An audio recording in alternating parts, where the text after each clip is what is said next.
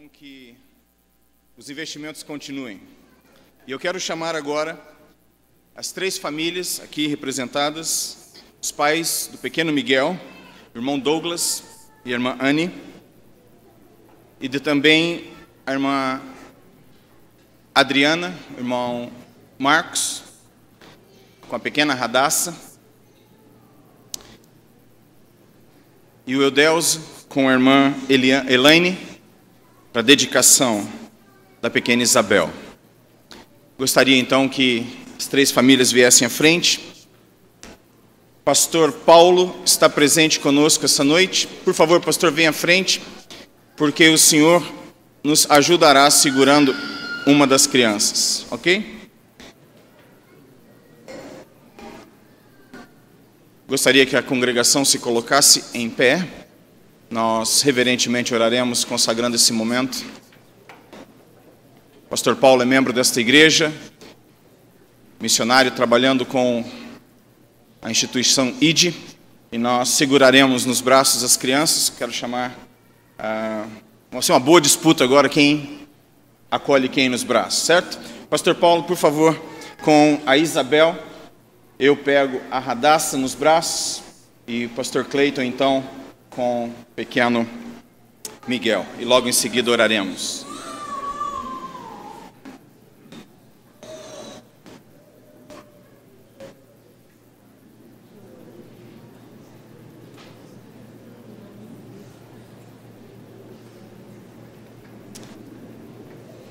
Bem-aventurado aquele que teme ao Senhor e anda nos seus caminhos, pois comerás do trabalho das tuas mãos. Feliz serás e te irá bem. A tua mulher será como a videira frutífera aos lados da tua casa, os teus filhos como plantas de oliveira à roda da tua mesa. Eis que assim será abençoado o homem que teme ao Senhor. O Senhor te abençoará desde Sião, e tu verás os bens de Jerusalém em todos os dias da tua vida, e verás os filhos de teus filhos, e a paz seja sobre Israel. Oremos então. Pastor Paulo fará a dedicação, depois pastor Cleiton e eu também. Oremos. Cada um de nós fará a sua oração consagrada.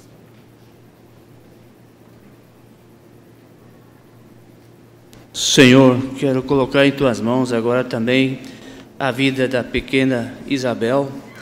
Sabemos que o Senhor é o Criador do ser humano e é o Criador dessa pequena Isabel. É da tua vontade que ela esteja entre nós. E nós colocamos desde cedo para salvação e conhecimento da tua palavra essa pequena, que possa ser uma boa testemunha, uma pessoa fiel até que o Senhor venha. Mais uma vez também quero entregar os pais dela em tuas mãos, de sabedoria, força, coragem, para poder educá-la nos caminhos do Senhor. Em nome de Jesus, eu coloco em tuas mãos. Amém.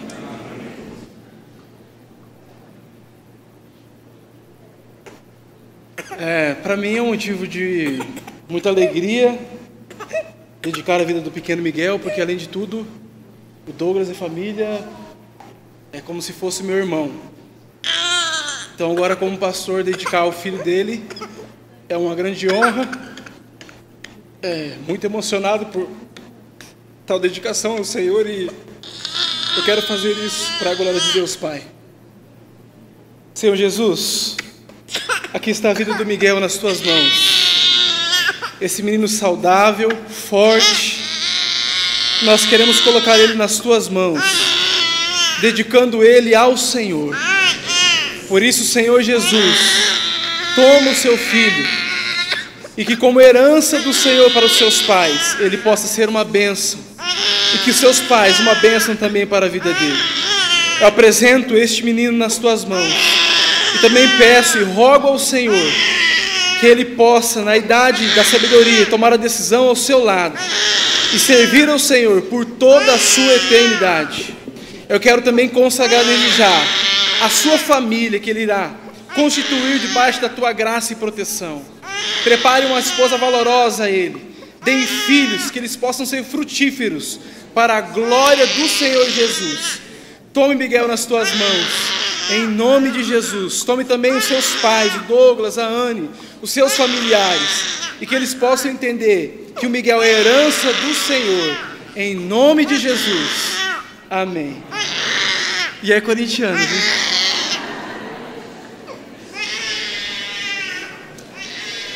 Oremos.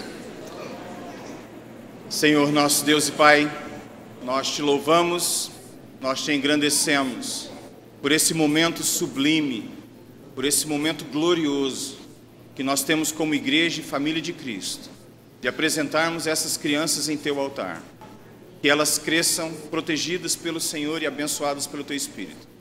Peço agora, ó Deus, pela vida da Radassa, que ela cresça em teus caminhos, protegida, abençoada. Livra do homem mau, da mulher má, livra do maligno. Que a vida da Radassa seja consagrada ao Senhor, hoje e para todos sempre. Abençoe o Marcos, abençoe, ó Deus, a Adriana, que eles possam ter sabedoria dos altos céus na condução destas vidas, também da Sofia, e pedimos que esta família viva para o louvor da sua glória. Obrigado por este momento tão especial, ó Deus, e por esta vida tão linda que veio para embelezar e alegrar a vida desta igreja. E pedimos que muitas outras crianças cheguem e aqui encontrem um referencial de amor em suas vidas. Nós pedimos assim, no nome único, santo e todo-poderoso de Jesus Cristo. Amém e amém. Podem se sentar.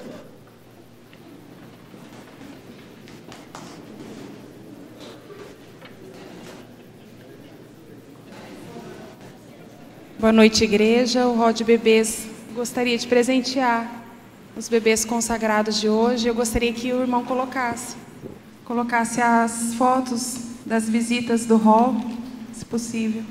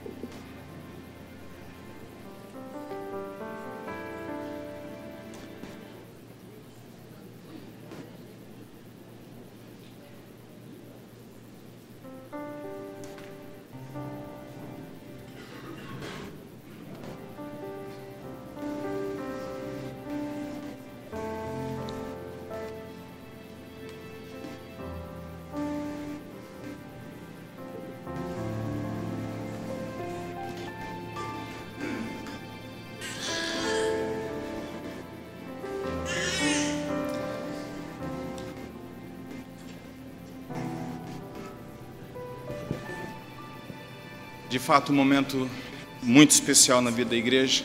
Queremos agradecer os pais, agradecer os familiares pela confiança entregue a nós de dedicarmos essas crianças tão especiais nesse momento tão sublime. Bendito seja o Senhor e que Ele continue caminhando com cada uma das famílias, fazendo com que a igreja experimente mais e mais momentos tais como este. Louvado seja o Senhor. Os queridos podem se assentar e nós estamos felizes com este momento.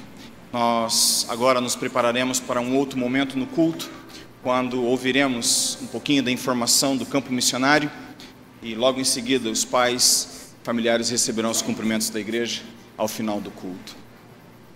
Assim eu passo a palavra ao irmão Malacrida, que estará conduzindo esse momento missionário.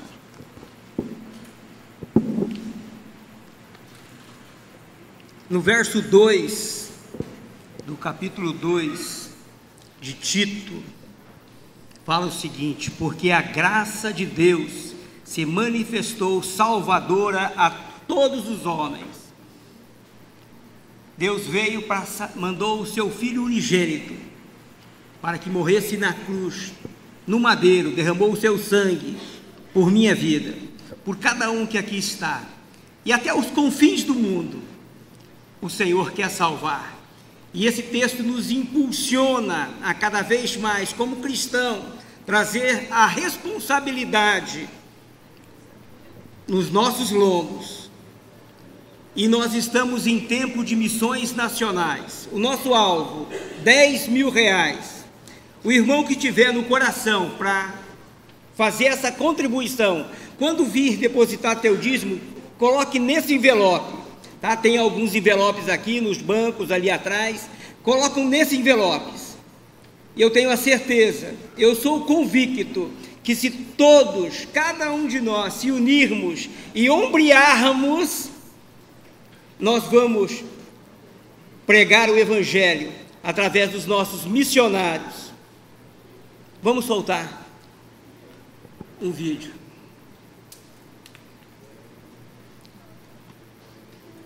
Eu fui uma criança até as 9 anos, em casa de bicicleta, ganhava presente, minha mãe trabalhava muito, me colocou em escolas boas. Eu tenho saudade desse tempo, tenho saudade. Gostava muito dessa época em que a gente era feliz.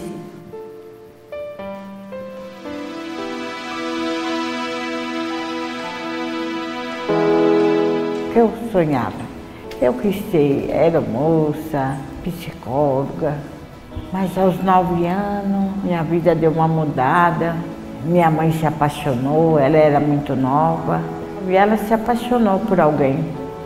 A gente gostava também desse alguém, mas aí um dia ele chegou bêbado, e aí todas aquelas coisas legais que a gente fazia, passeava, ia comer pizza, ia no parquinho, tudo isso acabou. E aí um dia ele derrubou a minha mãe, eu fui e derrubei ele. Eu já era grande, né? Já tinha quase 9 anos.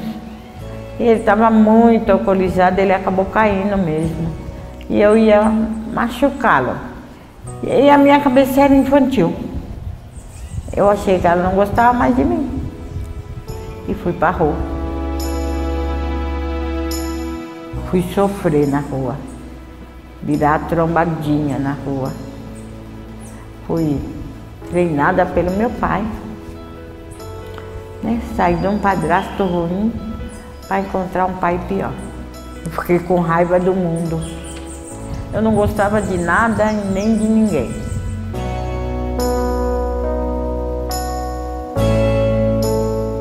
Eu fui pega quase fazendo 18 anos e fiquei até fazer os 18 numa delegacia onde ninguém sabia que eu estava lá. E nessa história toda eu acabei tirando 25 anos de cadeia.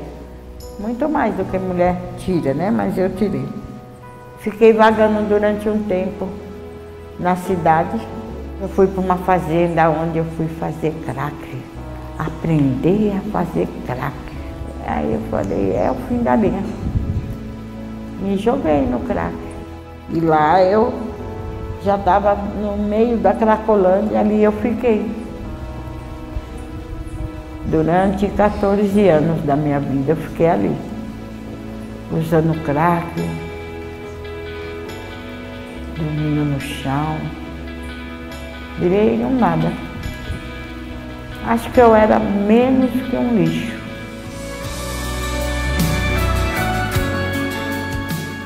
Percebi ela de longe, mas as pessoas tinham medo dela, né? Não queriam chegar perto. Mas eu não tive medo, fui, conversei como eu conversaria com qualquer outra pessoa, né? E eu percebi que ela precisava de ajuda. Ela chegou na Cracolândia e eu nem vi. E ela me deu um abraço e falou para mim que Jesus me amava. Depois que a Fernanda me deu um abraço, ela começou a me rodear mais vezes. As pessoas passam e não percebem, né? Passam e não entendem que ali tem uma pessoa, tem um pai de família, tem uma mãe, tem um filho, tem uma avó que precisa de ajuda. E as pessoas acham que é só mais um. Quando eu estava chegando na saída, ela me abraçou e falou, te peguei. Agora eu te peguei, agora você não vai escapar mais de mim. E aí eu perguntei para ela, da Casa Rosa. E ela falou que se eu quisesse, ela me levava. Deus, ele nos deu uma missão, né, de ir e pregar o Evangelho. E essas pessoas estão perdidas e precisam ser alcançadas. E nós não podemos, de forma alguma, deixar o tempo passar, deixar as oportunidades passarem, porque Jesus ele está voltando e existem muitas pessoas que ainda não conhecem Ele. Estou entregando meu coração, cada vez mais. Para que um dia eu consiga chegar na Cracolândia e dizer para alguém lá que se ele deixar, Deus vai mudar a vida dele. Como mudou a minha, como está mudando a minha.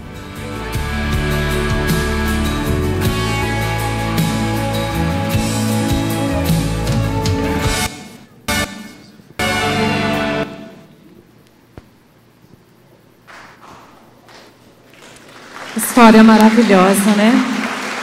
Jesus transforma.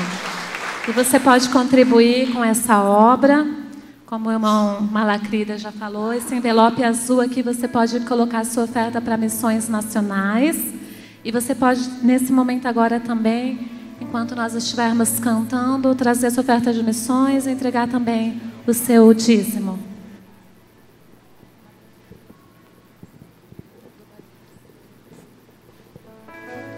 Nós vamos cantar uma música nova, nós cantamos no prelúdio, e você pode assim assentado, você vai ter a oportunidade de aprendê-la se você ainda não conhece, mas deixa o Espírito Santo tocar o seu coração, porque a letra dessa música é muito profunda, é uma música de confissão e uma música de rendição ao Senhor.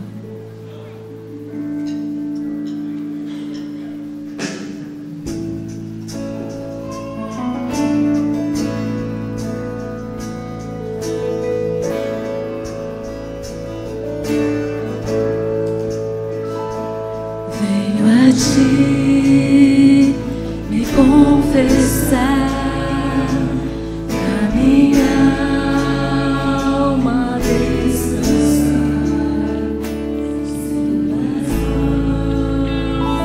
perdido estou e a mim por teu amor.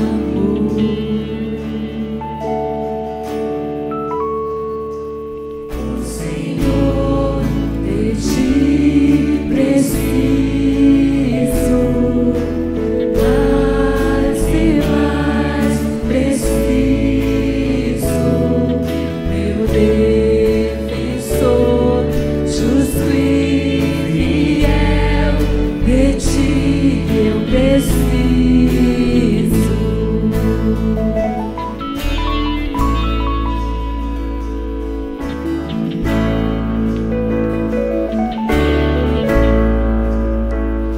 Estou perdido, encontro a graça, e onde a graça tu estás, se estás aqui, a liberdade, tua vida em mim é santidade.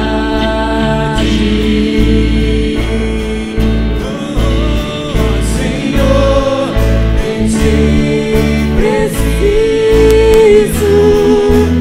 mais e mais preciso,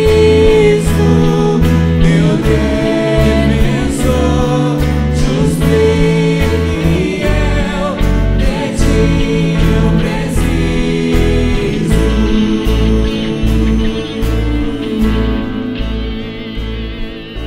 E quando a tentação surgir, minha vida cante a ti. Se eu não conseguir mais suportar, teu amor me guardará.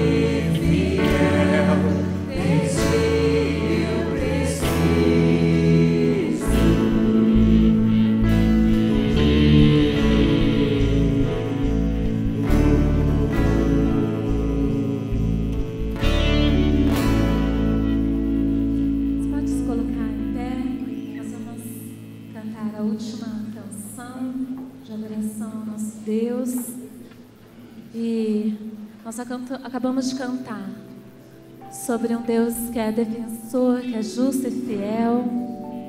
E essa canção diz que todo joelho se dobrará diante desse Deus e toda língua confessará que Ele é o Senhor.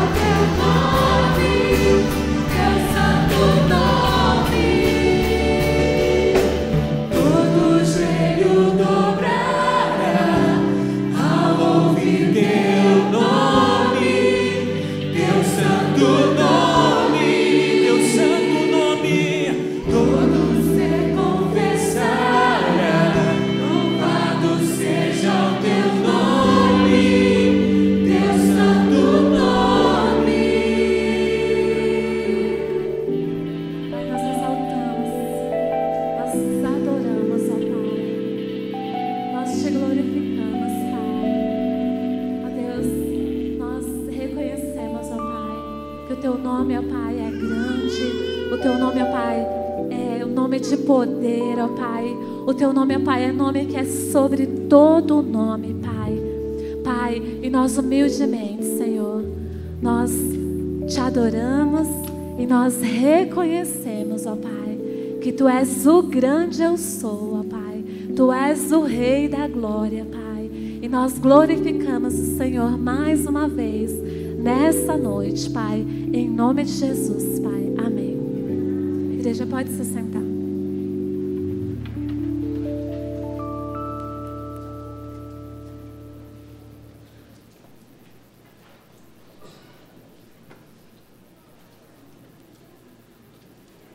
Um abraço assim antes de pregar a palavra de Deus. Complicado.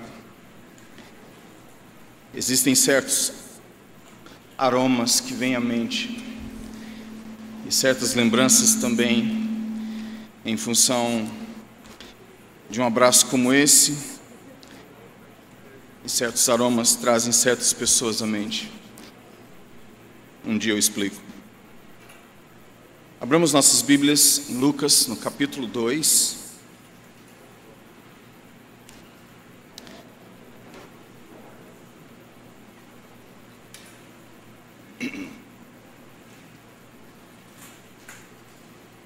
Lucas 2.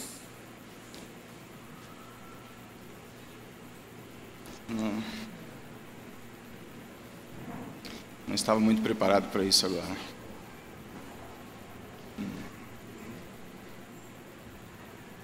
Na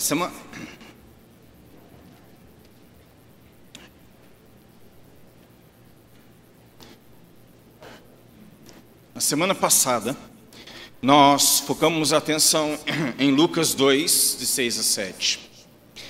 E eu acredito que existem passagens bíblicas, e eu digo isso com muita reverência, porque toda ela é a palavra de Deus, que nós deveríamos passar por elas com muita calma, com muita serenidade, a fim de não perdermos a glória que nela está registrada. Nós lemos na semana passada sobre o nascimento de Jesus Cristo, e eu gostaria de dizer que na semana passada nós meditamos nos versos 1 ao verso 7 do capítulo 2 de Lucas, mas ao invés de avançar do verso 8 em diante, eu gostaria de focar um pouquinho mais nos versos 6 e 7. A palavra de Deus diz: e aconteceu que, estando eles ali, se cumpriram os dias em que ela havia de dar à luz, e deu à luz seu filho primogênito, e envolveu-o em panos, e deitou-o numa manjedoura, porque não havia lugar para eles na estalagem. E com base nesses versos, eu quero apenas recapitular alguma coisa dita na semana passada, e assim prosseguirmos com o estudo da palavra de Deus. Eu quero pensar com os irmãos e amigos nessa noite sobre o misterioso nascimento messiânico, o mistério envolvido no nascimento de Cristo. E eu nem de perto quero propor entender esta noite o que está aqui registrado, porque 2000 anos de história se passaram. Concílios foram feitos, tais como o concílio de Éfeso, o concílio de Niceia, o concílio de Calcedônia, logo após a era patrística da igreja, os primeiros séculos da igreja, para definirem o que está acontecendo neste verso, para que a encarnação de Cristo fosse então descrita. Então, eu não quero nem de perto, como já falei, tentar propor que nós entenderemos o que nesses 2 versos apenas está registrado, mas eu quero que nós paremos e contemplemos e adoremos o Deus grande, todo-poderoso de Israel, porque o que está aqui contido nada mais é do que o início da nossa redenção, o nascimento misterioso do Messias, o nascimento messiânico de Cristo Jesus. E assim, nós falamos na semana passada, quando consideramos os versos 1 ao verso 7, que Deus é o Deus, em primeiro lugar, de toda a autoridade. E agora eu quero que você faça um exercício comigo, abrindo a Bíblia em Daniel. No capítulo 4, eu quero ler com vocês alguns versos dessa passagem, Daniel capítulo 4, porque aqui está o exemplo de um homem que era da época o líder maior, o expoente em termos políticos, econômicos, Nabucodonosor. E este homem um dia cresceu em vanglória, poder e glória, mas poder e glória na alma desse homem deram lugar à vanglória. E Deus então apertou o cerco em cima de Nabucodonosor. E no capítulo 4 de Daniel, verso 17, após Nabucodonosor ter sonhado e já estabelecido a vaidade, o orgulho, a arrogância em sua alma, a palavra de Deus diz através do profeta Daniel, capítulo 4, verso 17, esta sentença é por decreto dos vigiadores e esta ordem por mandado dos santos, a fim de que conheçam os viventes que o Altíssimo tem domínio sobre os reinos dos homens e os dá a quem quer, e até ao mais baixo dos homens constitui sobre eles. Então aqui está Daniel dizendo: Nabucodonosor, este é o Deus de Israel, o Altíssimo Deus Todo-Poderoso, e Ele é um Deus de toda a autoridade. Ele pega os reinos e Ele entrega a quem quer, e Ele é capaz de pegar o menor dos homens e exaltá-lo à posição mais digna e elevada, e o contrário é verdadeiro. Ele é capaz de pegar o homem mais poderoso da história na época e reduzi-lo a nada, como acontece no capítulo 4. Mas logo em seguida nós vimos, com base em Lucas 2, de 1 a 7, na semana passada, que Ele também é o Deus de toda a geografia. Não existem limites para Deus, Ele é onipresente. Capítulo 4 de Daniel, verso 25. Serás tirado de entre os homens, e a tua morada será com os animais do campo, e te farão comer erva como os bois, e serás molhado do orvalho do céu, e passar-se-ão 7 tempos por cima de ti, até que conheças que o Altíssimo tem domínio sobre o reino dos homens e o dá a quem quer. E eu acho fascinante o final do verso 26, onde a profecia diz: e você passará por isso até entender uma coisa, que o céu reina. Então nós vimos que Ele é o Deus de toda a autoridade, Ele também é o Deus de toda a geografia. E o capítulo 4 e o último verso 37 diz que Ele é o Deus de todo o propósito. Uma vez passado pelo trauma, Nabucodonosor, ele demonstra o reconhecimento de que Deus é o Altíssimo, a autoridade final. E o verso 37 diz: agora, pois, eu, Nabucodonosor, louvo e exalto e glorifico ao Rei do céu, porque todas as suas obras são verdade e os seus caminhos juízo, e pode humilhar aos que andam na soberba. Assim sendo, nós vimos na semana passada que este é o Deus de toda autoridade, este é o Deus de toda geografia e este é o Deus de todo propósito. E eu quero chamar a sua atenção para o fato de que, se isto é verdade, como nós acreditamos que seja, agora, o que acontece nos versos 6 e 7 é algo que é um contraponto a esta glória toda, a toda esta autoridade, toda essa majestade, toda esta exaltação, toda essa majestade real. Aqui agora, nos versos 6 e 7 de Lucas 2, nós encontramos o Rei dos Reis em toda a sua glória, tendo deixado o reino celestial, agora nesta situação. E isto é maravilhoso aos nossos olhos. Por isso que eu falo que quando nós lemos os versos 6 e 7 de Lucas 2, nós nem começamos a imaginar o que está aqui embutido, quais são as implicações para o eterno Filho de Deus com este nascimento, quais são as implicações para o povo de Deus com esta encarnação. Neste contexto, algo muitíssimo especial está revelado, tão inimaginável quanto simples. O Deus eterno e glorioso, agora em forma de homem, e isto um judeu, um bebê. Existe o risco de permitir que tal coisa passe despercebida. Por isso, a intenção de voltarmos ao texto da semana passada e encontrarmos mais material e mais alimento para a nossa meditação, a fim de não permitirmos que a glória da encarnação desse momento passe despercebida aos nossos olhos. E perder de vista o extraordinário em meio ao ordinário é erro crasso, especialmente quando tal equívoco se aplica à pessoa bendita de nosso Senhor e Salvador, Jesus Cristo. Deixe-me ilustrar um pouco. Eu conheço uma galesa, uma amiga, que ela é missionária na França, e ela fala do Evangelho de Cristo para os judeus. Observe só que mistura maravilhosa. Ela é galesa, britânica, casada com um norte-americano, prega o evangelho de Cristo na França para os judeus. Uma confusão. Mas ela está agora falando do evangelho no início do seu ministério e ela consegue a atenção de algumas mulheres judias e assim eles combinam de estudarem a palavra de Deus num shopping center. E o combinado era o seguinte: nada da Bíblia cristã, ou seja, nada do Novo Testamento deverá fazer parte da nossa meditação, do nosso estudo. Discutiremos então, aceitaremos o fato de que você é missionária, é cristã, mas você está proibida de falar nos termos do Novo Testamento, ao que a minha amiga aceitou. E o que aconteceu foi que, na primeira reunião, no shopping center, local bastante tumultuado, ela abre a Bíblia e começa a ler a mesma. E o problema foi que a reação das mulheres judias que estavam ali foi de extrema oposição, de antagonismo. Elas disseram: nós falamos para você que você não deveria ler do Novo Testamento.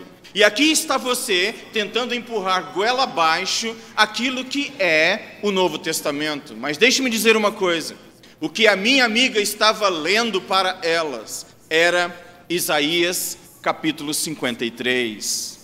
E quando ela disse: não, eu estou lendo da Bíblia hebraica, o capítulo 53 de Isaías, essas mulheres ficaram em absoluto silêncio, porque elas se depararam então com algo que elas desconheciam, a saber, que o Messias, que nós invocamos como Rei dos Reis, Senhor dos Senhores, e acabamos de cantar que o nome dele será invocado e será reverenciado, e diante dele todo joelho se dobrará, daqueles que estão nos céus e na terra, era o Messias prometido por Isaías. E isto foi um choque para o sistema daquelas mulheres. O problema todo para elas é o problema para muitos. Por que o problema? O problema é analisar a vinda do Messias em um só momento. E para muitos este é o problema ainda hoje. Muitos em Jerusalém, nesta noite, na Terra Prometida e em muitos outros lugares do mundo, eles esperam a chegada do Messias que há de interferir com a história e de subjugar o inimigo. Mas eles não esperam esta vinda em dois momentos. Na verdade, são dois adventos que nós cremos. Nós cremos na primeira vinda. E aqui está registrada a primeira vinda nos termos de Lucas capítulo 2, de 1 a 7. A primeira vinda, a encarnação em humilhação. O segundo momento é o segundo advento é o momento quando ele retorna em glória. O problema é que uns estão esperando somente pelo evento número 2, esquecendo-se de se prepararem para o 2, passando pelo 1. E aí então, o que acontece é simplesmente isto. Você tem a esperança de Isaías capítulo 63, mas você ignora a profecia de Isaías 53. E eu quero deixar com você a sugestão de que leia depois Isaías capítulo 63, que fala sobre a vinda gloriosa do Messias, quando ele há de subjugar os seus inimigos. Isaías capítulo 63. Mas a vinda do Messias, a vinda gloriosa, ela é precedida pela encarnação, ou seja, Isaías capítulo 53, onde Jesus Cristo é descrito como aquele que não tinha beleza, nem formosura, desprezado dos homens, um homem que pregou e não teve a menor atenção. Quem dará ouvidos à nossa pregação? E ele foi surgindo da terra como uma raiz seca, sem beleza, nem formosura, e não tinha beleza alguma para que não o desejássemos. Ele foi desprezado, ele foi torturado, ele foi executado, e aí o texto segue como vocês conhecem muito bem. Esta é a primeira vinda, esta é a situação que agora começa a ser registrada por Lucas no capítulo 2, os versos 6 e 7. Mas não se esqueça que o dia chegará quando ele há de retornar. E quando ele retornar, ele não retornará nos termos de Isaías 53, mas ele retornará nos termos de Isaías 63. E eu gostaria de chamar sua atenção para Isaías 63, porque nós conhecemos tanto do capítulo 53, mas quase nada do capítulo 63. Eu creio que seria um bom exercício nesta noite lermos o capítulo 63 de Isaías, o verso 1 ao verso 6. E lembre-se que essas palavras são messiânicas, elas se encontram em Apocalipse capítulo 14, descrevendo aquele que está vindo do campo de batalha com as vestes salpicadas de sangue, e essa descrição é acerca de Jesus Cristo. 63 de Isaías diz: quem é este que vem de Edom com os vestidos tintos de sangue ou vermelho? Este que é glorioso em sua vestidura, que marcha com a sua grande força, eu que falo em justiça, poderoso para salvar. Por que está vermelha a tua vestidura e os teus vestidos como os daquele que pisa o lagar? Eu sozinho pisei o lagar, diz o Messias. Eu sozinho pisei o lagar, e dos povos ninguém ouve comigo. Eu os pisei na minha ira e os esmaguei no meu furor, e o seu sangue salpicou os meus vestidos, e manchei toda a minha vestidura, porque o dia da vingança estava no meu coração, e o ano dos meus remidos é chegado. E olhei, e não havia quem me ajudasse, e espantei-me de não haver quem me sustivesse, pelo que o meu braço me trouxe a salvação, e o meu furor me susteve. E pisei os povos na minha ira, e os embriaguei no meu furor, e a sua força derribei por terra. Aqui está a palavra do Messias, que não mais está numa situação de humilhação, mas há de voltar em glória. E isto é tão forte na vida do povo judeu, que até mesmo os apóstolos, em Atos, no capítulo 1, verso 6, não tendo ainda entendido a manifestação de Cristo no mundo, falaram: Senhor, é neste tempo que o Senhor restaura o trono a Davi. Eles ainda estavam com esta visão do Messias político, que vai subjugar os romanos e colocar todo o inimigo de Israel por terra. É uma visão ainda parcial. Eles precisam passar pelo recebimento do Espírito Santo, o Pentecostes, e entenderem que antes da glorificação existe a encarnação. É necessário que primeiro eles contemplem e se relacionem com o servo sofredor, para que depois se relacionem e se submetam ao soberano Senhor.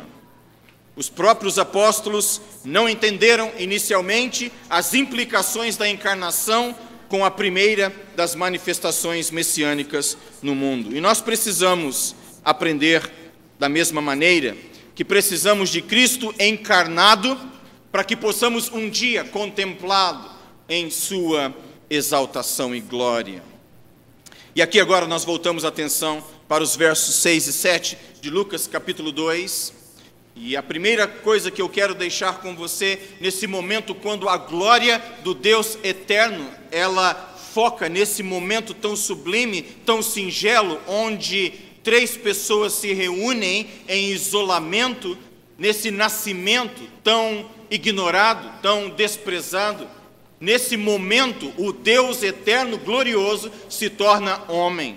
E isto é maravilhoso demais para ser desconsiderado pela igreja. E aqui, então, a experiência da chegada messiânica. Leon Morris, comentando sobre o Evangelho de Lucas, ele fala sobre este nascimento, este tempo obscuro, quando Jesus Cristo chega. E olha só o que diz o texto: e aconteceu que, estando eles ali, se cumpriram os dias em que ela havia de dar à luz, e deu à luz ao seu filho primogênito. Então, aqui nós encontramos em primeiro lugar a experiência da chegada messiânica. Agora o eterno se fez histórico.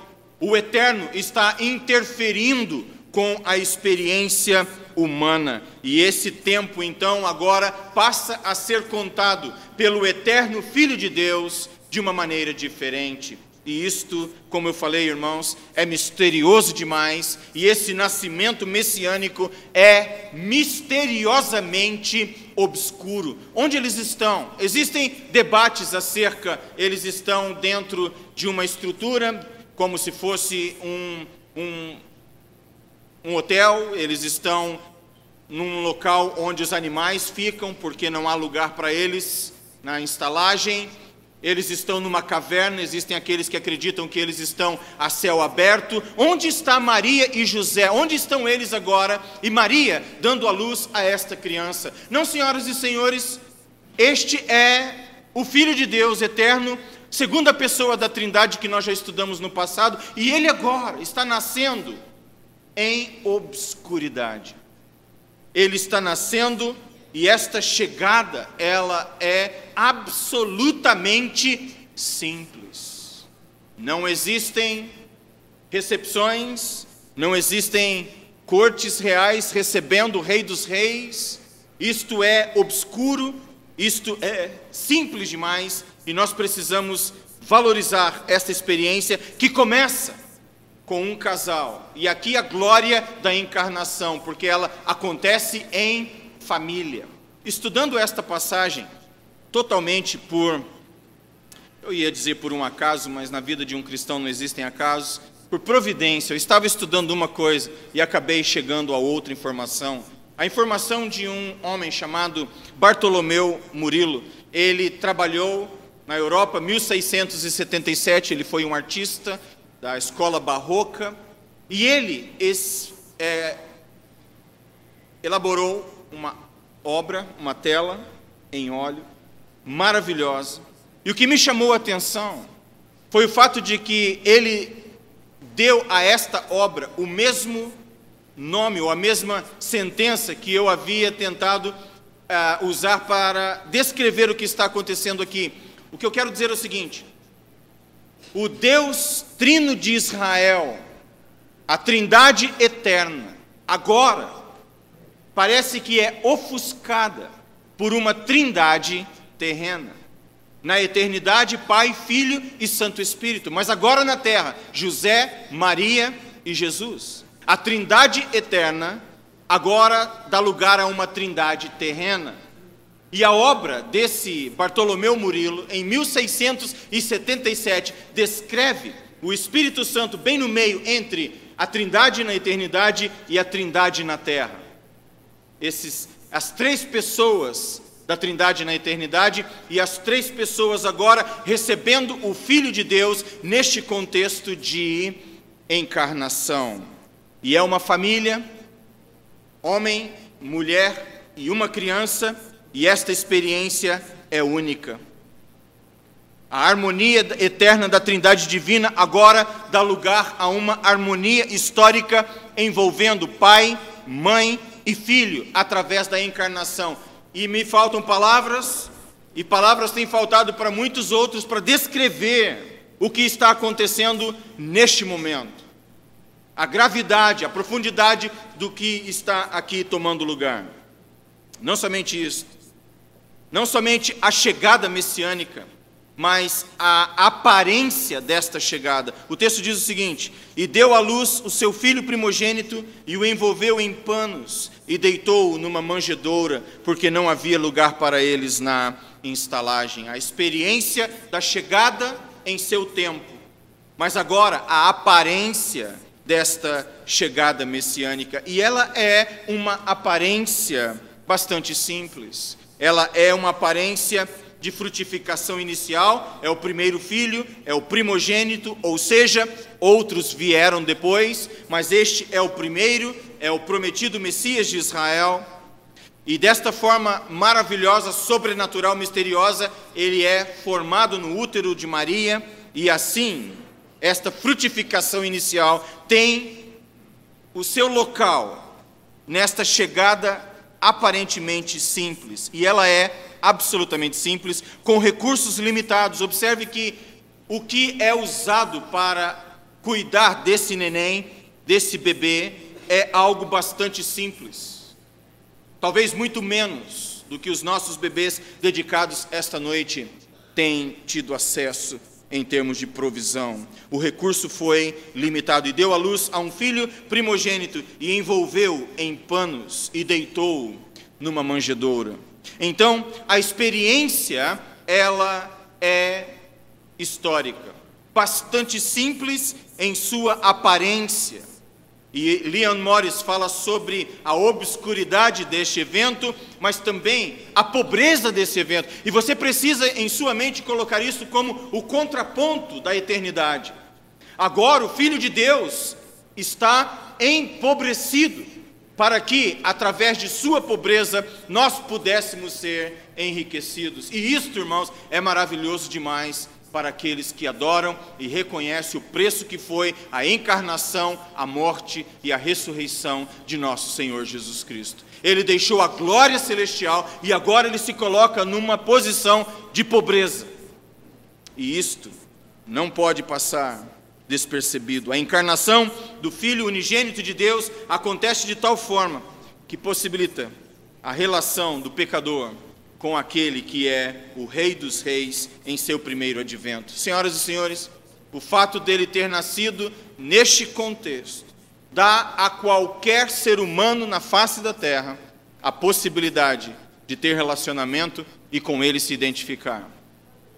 Bob Russell, pastor norte-americano, disse o seguinte, que se você nesta noite tem na sua carteira ou em casa acesso a uma nota de R$20, ou equivalente a isso em dólares, se você tem um pouco de comida na geladeira ou na despensa da sua casa, que você pode acessar e usar nos próximos dias, se você tem uma muda de roupa, um par de sapatos para usar nos próximos dias, e se você tem um teto sobre a sua cabeça esta noite, quer seja alugado, quer seja propriedade sua mesma, se você tem acesso a estas coisas, você é mais rico do que 90% da população mundial hoje. Dá para acreditar? O que significa que Jesus Cristo, nascendo nessas condições, se coloca em pé de igualdade com a vasta maioria de nós seres humanos na face da terra hoje. Em outras palavras, a salvação não é para muitos sábios, nem nobres, nem ricos. A salvação, muito pelo contrário, são para aqueles que estão quebrantados, humildes na presença de Deus, e a maioria, a vasta maioria, pobres. E isto tem o seu significado. Deus não faz nada sem ter pensado primariamente e primeiramente sobre suas consequências. E o fato de Jesus Cristo estar nascendo nesse contexto tem um propósito, e o propósito é de possibilitar que todos nós tivéssemos identificação com Ele. Se Ele tivesse nascido como um Nabucodonosor da vida, com a mesma atitude, dentre nós, quem teria acesso hoje a um palácio? Quem teria acesso hoje a um rei? Ninguém teria. Ou pelo menos a minoria, e é uma minoria muito significativa, estressando o fato de que é muito pequena. Nós não teríamos a chance. Mas Ele nasceu desta maneira humilde, e esta chegada foi nesta aparência messiânica de grande humildade. Em terceiro e último lugar, a essência da chegada. Não só tem um tempo essa chegada, não só uma aparência, mas ela tem uma essência. E colocaram-o numa manjedoura, porque não havia lugar para ele na estalagem. Leon Morris fala sobre a obscuridade, a pobreza e agora a rejeição. Desde o nascimento, este será um homem rejeitado. E a palavra do Senhor diz que ele será rejeitado pelos seus, ele será rejeitado por muitos. Ele será um homem de dores. Desde o começo de sua vida foi assim. John Stott escreveu o livro A Cruz de Cristo, e a palavra de Deus, a palavra de John Stott no seu livro diz que é como se a partir do nascimento Jesus tivesse a sombra da cruz projetada sobre a sua existência. Ele viveu todos os dias, desde o nascimento, à sombra da cruz, ou seja, ele viveu sabendo de sua execução. Pensa na estrutura psicológica e emocional deste, que viveu para morrer.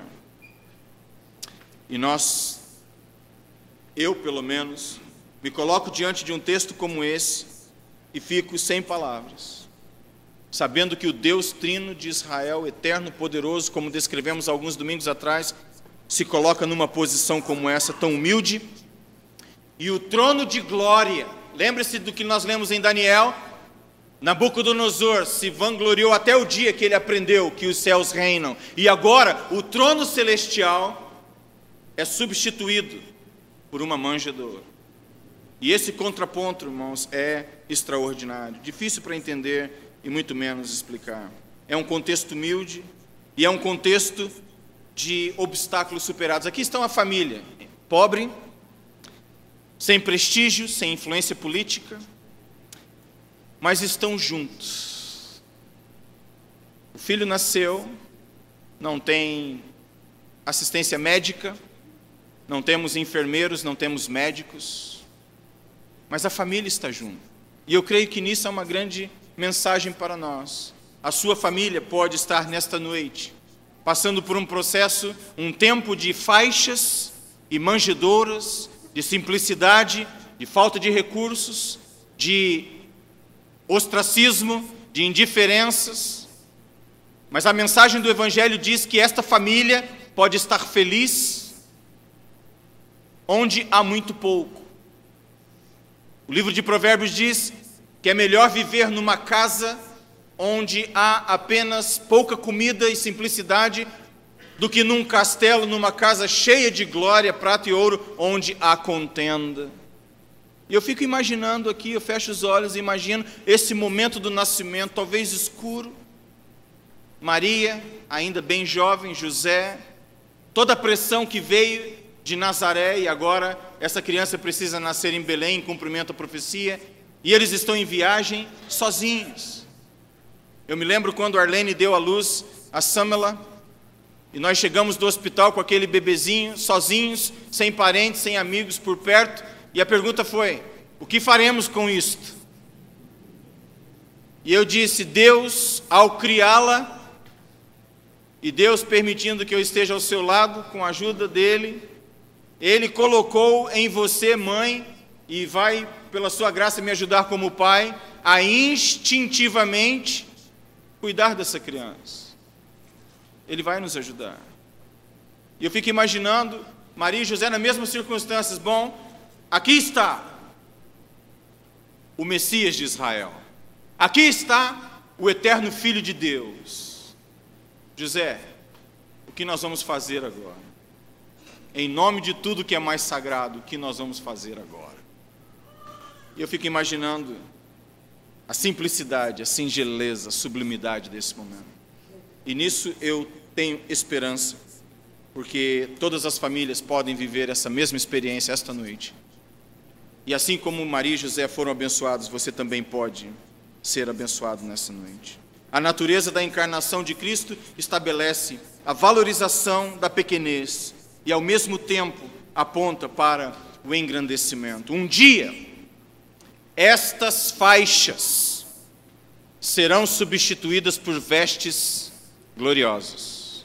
Um dia, esta manjedoura será substituída para todo sempre por um trono de glória. E a nossa esperança é de que, em conhecendo Cristo em seu estado de humilhação, nós possamos experimentá-lo eventualmente e no momento certo em seu estado de glorificação. E deixe-me dizer uma coisa, para terminar: se você não estiver preparado para se encontrar com Ele em humilhação, você não estará preparado para vê-lo em glória. Somente os remidos o verão, na maneira como precisa ver. Abra sua Bíblia para nós terminarmos. Na segunda epístola de Paulo aos Coríntios, no capítulo 8 e o verso 9. Segunda epístola de Paulo aos Coríntios, capítulo 8, verso 9. E com este verso nós encerraremos o estudo dessa noite. A palavra de Deus diz: porque já sabeis a graça de nosso Senhor Jesus Cristo, que sendo rico, por amor de vós, se fez pobre, para que pela sua pobreza fostes enriquecidos, ou fosseis enriquecidos. Não é extraordinário? Para que através da pobreza de Cristo, nós nos tornássemos ricos. E aqui está o início da redenção humana. Deus permitindo, numa outra ocasião, nós veremos o que acontecerá quando a corte celestial, pastores, homens, se reunirem para cantarem a glória do nascimento. Mas isso são cenas para um próximo capítulo, e nós meditaremos nessa gloriosa manifestação de céus e terra, na presença do Rei dos Reis, agora em humilhação, encarnado. Mas eu quero dizer já como prévia, eles estão cantando o início da redenção do pecador. E que Deus nos alegre nesse grande e poderoso Deus, Rei dos Reis, Senhor dos Senhores e o nosso Salvador. Que Ele te abençoe nesta semana, que Ele guie os seus passos e que Ele faça de você uma pessoa extremamente próspera, conforme Ele mesmo determinou em sua palavra. Coloquemo-nos em pé e oremos nesse momento. Gostaria que você estivesse com os olhos fechados em oração.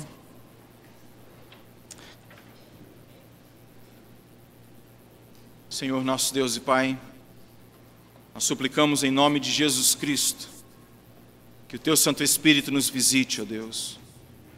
E nós ansiamos, nós esperamos com grande expectação e grande expectativa o dia quando Jesus Cristo há de se manifestar em glória.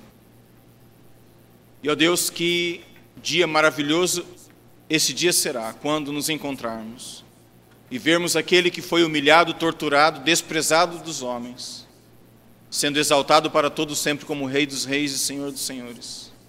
E nós queremos ser contados, ó Deus, entre aquela multidão dos que hão de se dobrar por amor. Não permita, ó Deus, que nós sejamos encontrados entre aqueles que irão dobrar os seus joelhos por força. Porque a Tua palavra diz que todo joelho se dobrará e toda língua confessará que Ele é Senhor, para a glória do Pai. Ó Deus, tem misericórdia de nós e permita que naquele dia nós possamos nos dobrar por amor, revestidos de graça, lavados no sangue do Cordeiro, e que hoje seja um treinamento para aquele dia. Que hoje os nossos lábios exaltem aquele que se tornou homem, que se tornou servo, assumindo a forma humana e morrendo chegou à morte de cruz. Que nós possamos hoje, com alegria, exaltar o nome de Jesus Cristo, para que chegue o dia, ó Deus, em que o façamos diante do Senhor para todos sempre, livremente, de maneira agradecida, cheios do amor eterno do Senhor. Sê com o seu povo, ó Deus, e muito obrigado pelo tremendo investimento do Senhor em nossas vidas, fazendo com que o Teu Filho amado, unigênito, eterno, se tornasse pobre, para que através da sua pobreza, nós todos fôssemos enriquecidos. Bendito seja o Senhor hoje e para todos sempre. Diante deste mistério, nós nos calamos e nos prostramos. Em nome de Jesus pedimos. Amém. Amém. Os queridos podem se assentar. Se você nesta noite deseja conhecer mais de Cristo como Senhor e Salvador, me procure ao final do culto, eu estarei à porta para cumprimentá-la. E se você deseja conhecer mais desse grande Salvador, deste Evangelho eterno de salvação, nós estamos dispostos a compartilhar contigo aquilo que é a palavra de Deus. Não hesite, converse conosco e será um grande prazer assim compartilhar contigo. Amanhã à noite nós teremos um encontro maravilhoso para homens. Será um momento muito gostoso. Rodrigo, posso falar? Os embaixadores estão convidados, os pais dos embaixadores. Nós teremos um momento muito especial com eles, reconhecendo a vitória que eles tiveram no acampamento alguns dias atrás. Alguns deles não estão conseguindo nem andar de tantas medalhas que ganharam, eles estão desequilibrando. E amanhã nós veremos as medalhas sendo entregues. E eu gostaria que você, pai, você, homem da igreja, estivesse aqui para honrar essa garotada, esses homens que estão em formação. Precisamos de você aqui. Venha com o seu versículo decorado. Flávio, eu não sei qual é o versículo, procure saber. Estude a lição, já está no WhatsApp, se informe e venha preparado. E devo dizer também, Julivão, o que vai acontecer após a reunião ou não? Pode dizer? Teremos comes e bebes, para variar. Mas esta não é a razão principal. Teremos janta, hein? Venha preparado. Mas essa não é a razão principal, mas é uma boa razão. Venha preparado. Estamos orando para que o trabalho com homens seja um trabalho glorioso e assim edifique muitos. Tá certo? E amanhã você terá a chance de conhecer mais um pouco sobre o trabalho. Eu creio que há mais um aviso. Eu posso até tomar a palavra. A irmã Antônia pediu para avisar as mulheres acerca do chá que acontecerá no próximo sábado, mas querendo fazer uso da palavra, agora é o momento. Logo em seguida, o PIB em ação, e assim encerraremos com a bênção apostólica. Boa noite, igreja. Meu recado é para as mulheres lindas e abençoadas, e dizer que Mulheres Cristãs em Missão, que é o Ministério de Mulheres da Igreja, está muito feliz porque nós, pelo chá, né, que vai acontecer agora dia 28, e estou feliz pelas vendas, mas triste também, porque os nossos convites já se esgotaram. E, infelizmente, a gente não tem como vender além, porque toda a programação, tudo que foi feito até agora para esse dia, que será muito especial, foi feito na quantidade de convites, que é a quantidade que nós temos condições de atender. Então, tudo para o Senhor tem que ser com excelência. Vamos estar orando para que o ano que vem a gente possa pensar num outro lugar, num outro espaço e poder atender todas as irmãs trazendo as suas amigas. Tá? Obrigada, igreja.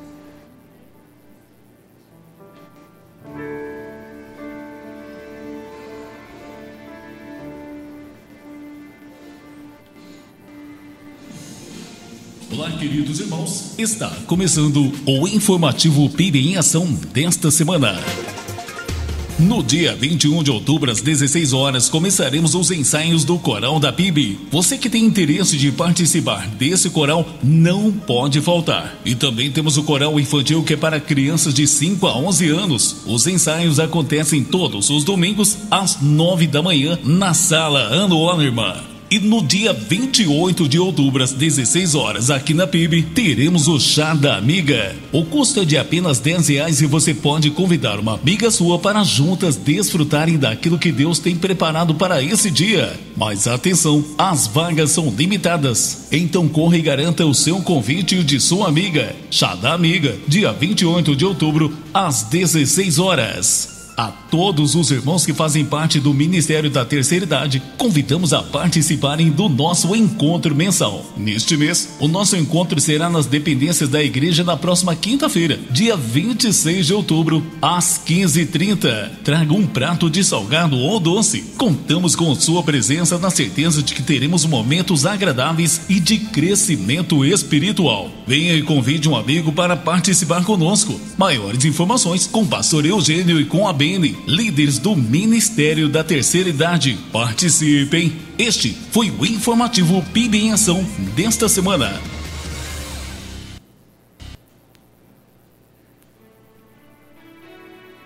Antes de encerrarmos o culto orando ao Senhor, eu quero dar um aviso para todos os jovens que não vão fazer o Enem.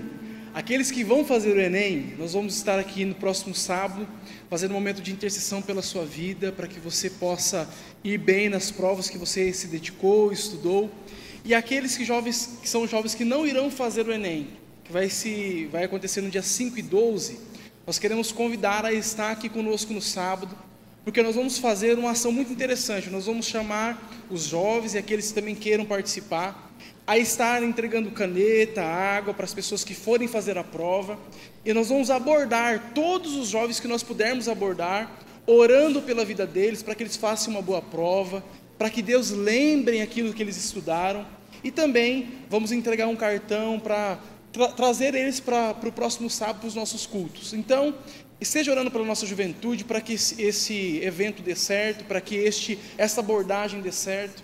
E nós estaremos intercedendo então pela prova dos nossos jovens que estão fazendo o Enem, tá bem? Então esteja orando por nós, aqueles que quiserem fazer parte desse time de oração, porque na saída também da prova, nós estaremos entregando a pulseira, aquela com cor, e também apresentando o plano da salvação para esses jovens. Então, eu queria que vocês estivessem orando por esse projeto, que Deus colocou em meu coração, para que nós possamos fazer com os jovens, e que você, que é jovem, você que acha que não é jovem mais, e queira também estar conosco, vai ser um prazer orar pelos nossos jovens, e também fazer ali um tipo de evangelismo de maneira que nós fazemos em campanhas missionárias. Ore por nossas vidas, ore pela nossa juventude. Queria convidar você a ficar em pé mais uma vez. Nós vamos encerrar o culto dessa noite, orando ao Senhor, clamando ao Senhor para que nós tenhamos uma semana abençoada, uma semana onde o Senhor seja o centro da nossa adoração, em nome de Jesus. Pai amado, estamos aqui na Tua presença e na Tua casa, oramos ao Senhor, cantamos ao Senhor, ouvimos a Tua doce voz por intermédio da palavra do Senhor ministrada. Agora nós rogamos do alto dos céus que nós possamos ter uma semana muito produtiva em nome de Jesus. Uma semana também onde nós investiremos tempo com a nossa família, de oração, de lazer, mas também uma semana onde o Senhor será glorificado em tudo que nós fizermos. Eu quero te pedir que o teu povo, espalhado nessa cidade, possa ser um grande luzeiro para a honra e glória do Senhor.